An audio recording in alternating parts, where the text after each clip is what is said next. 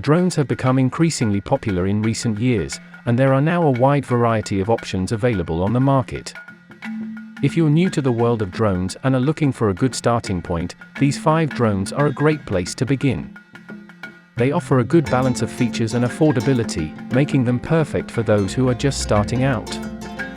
So, without further ado, let's get started on our list of the top 5 best drones for beginners.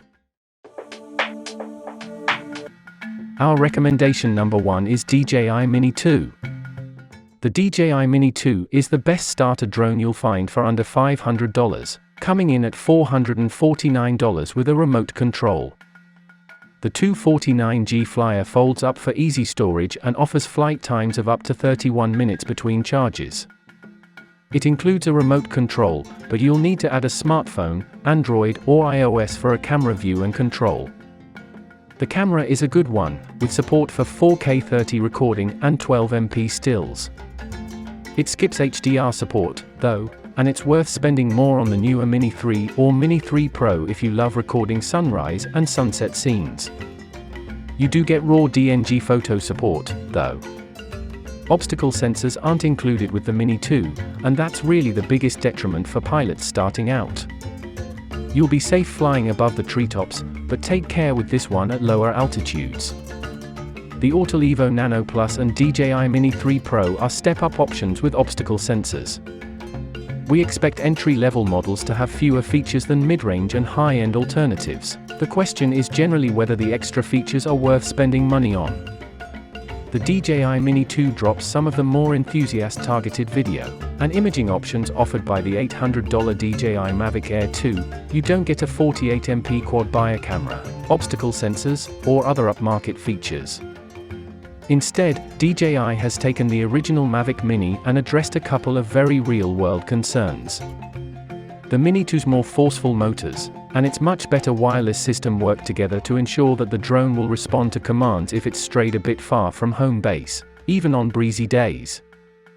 With long battery life, a robust wireless connection, and 4K video, the DJI Mini 2 is the best drone you'll find for less than $500 for beginners.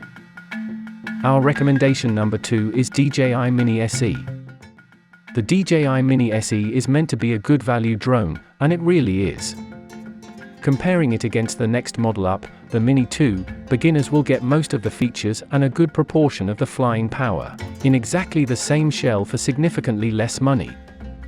There are some concerns about range, and the feature list is limited, but the core functionality is there powered by the same software as much more expensive drones, making this feel like amazing value for all but detail obsessives and power users.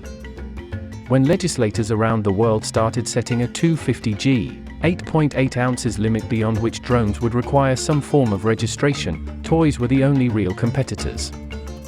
DJI very quickly showed that they could bring the core of their creative tools, a stabilized camera with remote video, under the limit with the Mavic Mini.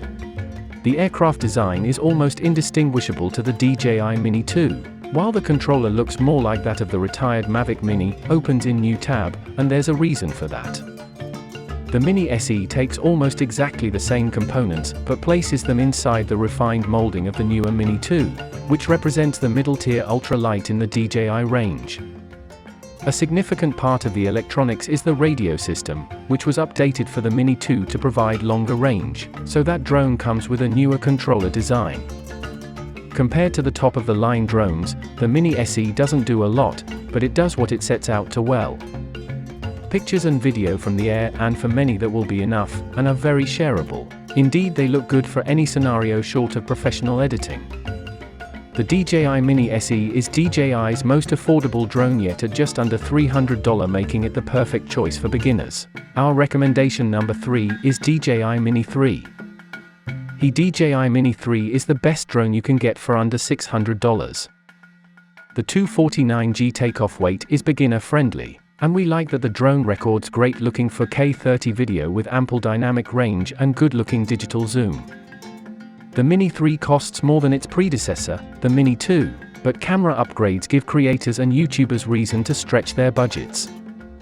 The 4K 30 video uses an HDR profile and f1.7 optics for good-looking sunrise and sunset footage, and the gimbal supports 60 degrees of upward tilt. It also supports dual aspect ratios, twisting vertically to record 9:16 video for phone screens in addition to normal 16:9 for TVs and YouTube. Flight times are ample at 38 minutes with the standard battery. A 51-minute battery is available as an accessory, $95, but using it pushes the takeoff weight above 250 g. Keep that in mind if you're trying to skip dealing with FAA registration. There are a couple of different remote control options. You can get the drone with a remote that requires you to connect your smartphone for $499, but DJI also offers it up with its built-in screen RC remote for $639. If you're upgrading from a DJI Mini 2, you can use the DJI RC N1 remote you already own to control the Mini 3. DJI sells the drone without a controller for $469.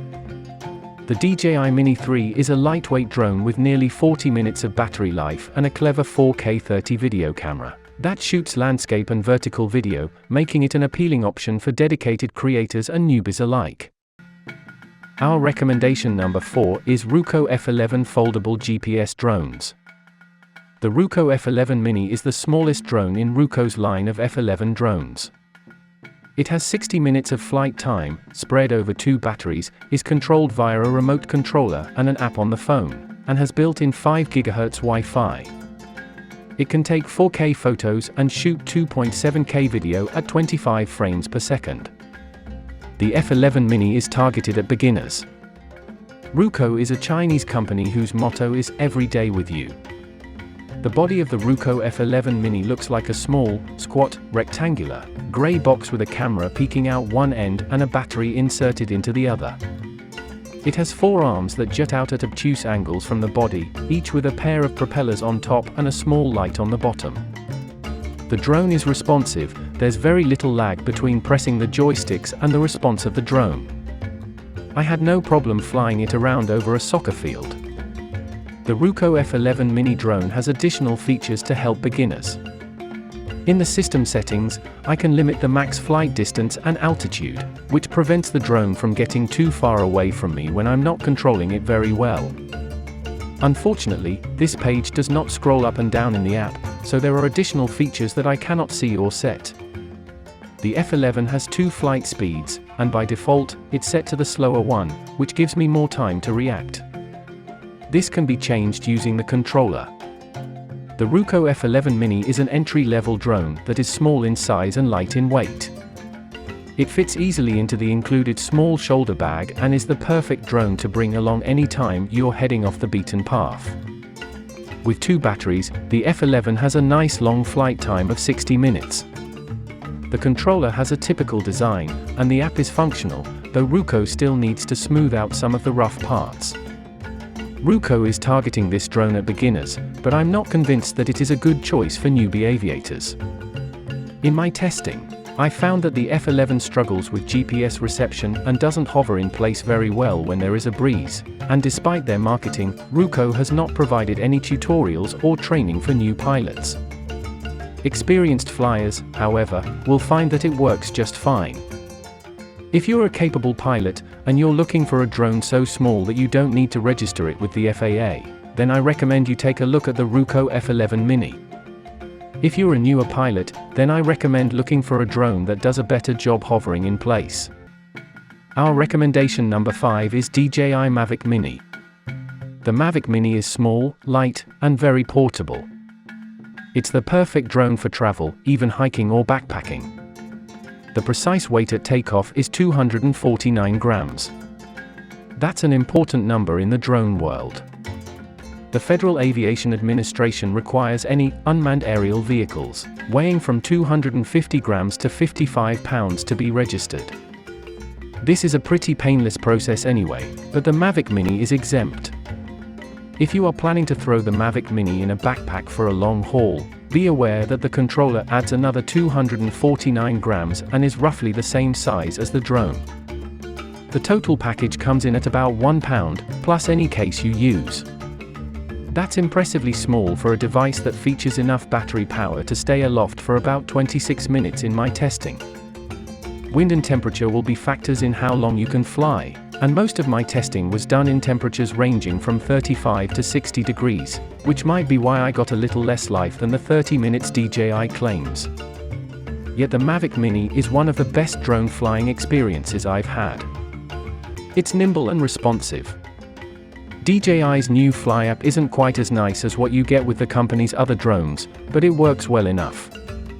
My only gripe is that switching flight modes, between regular, sport, and a new one dubbed Smooth, is not a switch on the controller as it is with other models in the Mavic line.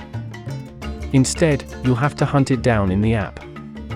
Still, considering the price and the size of the Mavic Mini, this is the best drone for most people. A part of what has always made me shy away from using drones more frequently is how big and invasive they can be.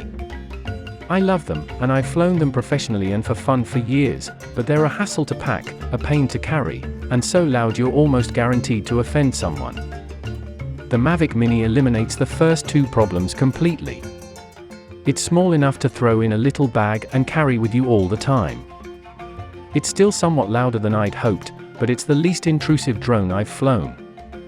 If you keep it about 50 feet up in the air, you'll hardly notice it.